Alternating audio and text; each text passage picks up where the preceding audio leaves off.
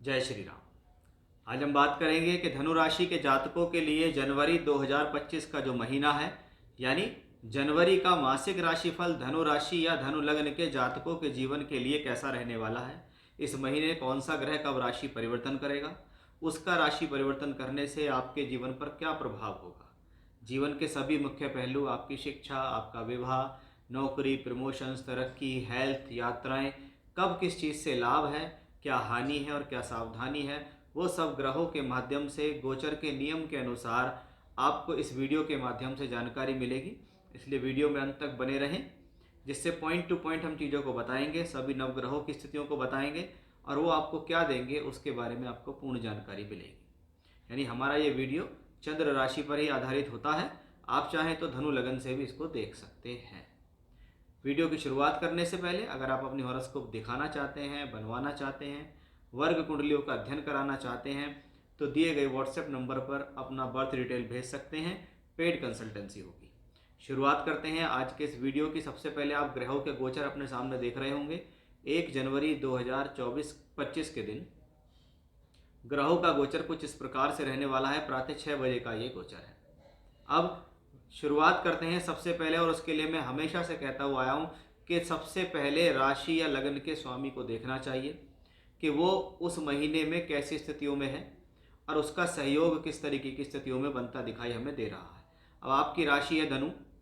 अब धनु के लिए क्या है, गुरु आपकी राशि के मालिक हो जाते हैं, जो कि 6th हाउस के अंदर वक्री होके बैठे हैं। अब छठा घर रोग, ऋण, शत्रु और संघर्ष है। अगर आपके राशि का मालिक यहाँ छठे घर के अंदर गया है तो आपके जीवन के अंदर यह रोग, ऋण, शत्रु और संघर्ष देगा, क्योंकि ये छठे में भी गया है, ये शत्रु की राशि में भी गया है और ये वक्री भी हुआ है। और जब तक ये यहाँ वक्री रहेगा, मैं खास तौर पे कहूँगा भी आप अपनी हेल्थ का विशेष ध्यान रखो। स्वास्थ्य के लिए सबसे ज़्यादा ज़रूरी है ये चीज़ है कि भाई ऐसी स्थितियों में हेल्थ इश्यूज़ होते हैं, ऐसी स्थितियों में स्वास्थ्य को लेकर परेशानियाँ आती हैं। कोई पुराना हेल्थ इश्यूज़ है, वो यहाँ जागृत होने की कोशिश भी करता है। जब तक छठे घर में बृहस्पति रहेगा और वक्री अवस्था में रहेगा, तब तक की स्थितियों को हम कह सकते हैं कि ऐसा प्लेनेट आपके जीवन में संघर्ष को बनाए हुए रखेगा।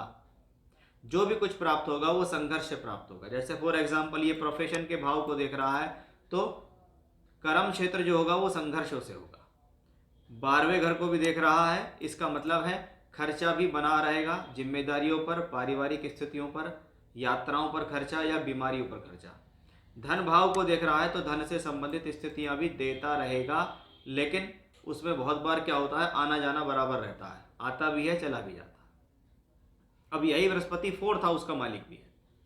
आपके 4th हाउस में राहु है, 4th हाउस का मालिक यहाँ, तो परिवार में अशांति की स्थितियाँ, पारिवारिक वातावरण होना, बहुत बार प्रॉपर्टी से संबंधित काम की कोशिश कर रहे हैं वो नहीं होता, एवं बहुत बार ऐसा भी देखा जाता है कि व्यक्ति अपने जीवन में प्रॉपर्टी प्राप्त करना चाह रहा है, लेना चाह रहा है, तो वो ली नहीं जाती है, पारिवारिक अशांति होती है। और जो लोग किराए के मकान में रह रहे होते हैं उनके लिए ये स्थिति थोड़ी सी प्रॉब्लमेटिक होती है, चाहे किराएदार जो मालिक है उसके साथ कोई प्रॉब्लम या किराए के मकान में कोई प्रॉब्लम।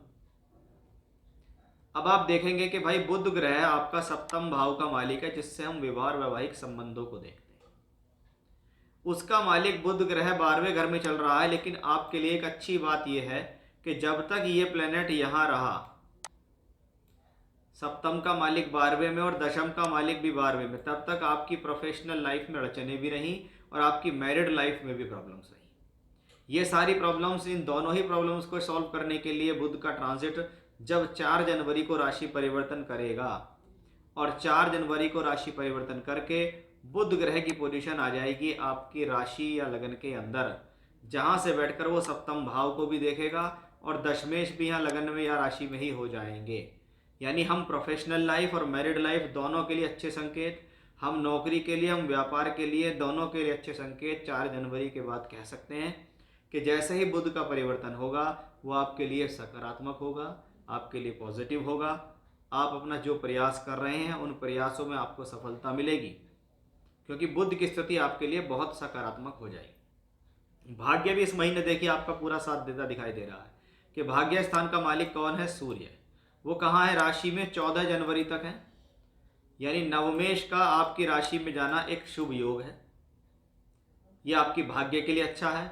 फिर यही नवमेश 14 जनवरी के बाद धन भाव में पहुंचेगा तो धन से भी संकेत बनेगा इसका अच्छा। लेकिन ऐसी स्थितियों में सिर्फ एक ही चीज का ध्यान रखना है, क्योंकि नवमेश भी है वो और पिता का कारक भी है, वो अपने से छठे में गया है, तो इस दौरान पिता के साथ कुछ वैचारिक मतभेद या पिता को कोई स्वास्थ्य संबंधी समस्या थोड़ी बहुत हो सकती है, उसका आपको विशेष ध्यान रखना हो। हम देख रहे हैं तीसरे घर में शनि शुक्र की एक युति बनी हुई है, तृतीय शनि तीसरे घर में है, उनके साथ लाभेश शुक्र भी है। तो वो कहता है लाभ प्राप्ति के लिए यात्राएं, लाभ प्राप्ति के लिए ट्रैवलिंग्स की स्थितियां बनती हैं। बहुत बार जो लोग टूर ट्रैवलिंग्स यात्राओं का काम करते हैं, जिनका काम कम्युनिकेशंस का है, जिनका काम सोशल मीडिया से रिलेटेड है, उनको ऐसी स्थितियों में लाभ मिलते हैं कि हमने कोई यात्रा की, हम बाहर के लोगों से जुड़े, हमने कोई कम्युनिकेशन स्किल्स बनाई, हमने उनके साथ अटैचमेंट किया और उससे हमारा ये काम हो गया। तो शुक्र और शनि की ये युति अपने आप में बेहतर है, क्योंकि शुक्र यहाँ लाभेश भी है और शनि के साथ बैठे हुए हैं थर्ड हाउस में। और जब जब थर्ड हाउस में कॉम्बिनेशन बनता है तो तीसरा घर आपकी क्रिएटिविटी, आपकी एक्टिविटी, आपके efforts, short journeys, communications, social media, इनसे जुड़कर कुछ काम करना या इनसे जुड़कर लाभ मिलने को दिखाता है। अब इस महीने की विशेष सावधानी के बारे में बात करते हैं, वो हमें मंगल से प्राप्त होती है कि हमारे पंचम भाव का मालिक मंगल ग्रह अष्टम भाव में नीच का होकर वक्री है।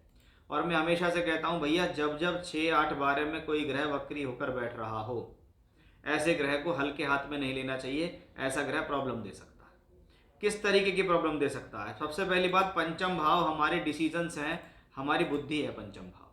बुद्धि का मालिक ग्रह जब अष्टम भाव में बैठेगा तो बुद्धि द्वारा लिए गए निर्णयों से नुकसान हो सकता है। क्रोध से बचें, जल्दबाजी से बचें, क्विक एक्शन लेने से बचें।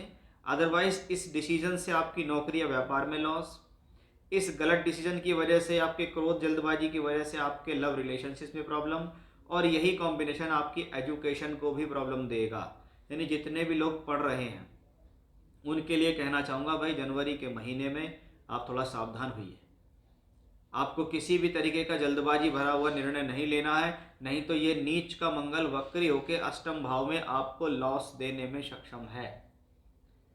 इसी तरीके समझना है, कोई चेंज नहीं करना, कोई बदलाव नहीं करना, जैसा चल रहा है वैसा चलने दो। अगर आप चाहते हैं सब कुछ आपके साथ ठीक चले तो इस पूरे महीने आपको अपनी बुद्धि को संयमित रखना होगा। कोई भी काम कर रहे हैं उसमें सहजता बरतें, कोई भी काम कर रहे हैं उसमें जल्दबाजी से बचें। जितना धैर्य रखेंगे उतनी सफलता मिलेगी, जितनी जल्दबाजी करेंगे, शॉर्टकट्स अपनाएंगे, लालच में जाएंगे, क्रोध करेंगे, उतना ही आपको लॉस हो जाएगा।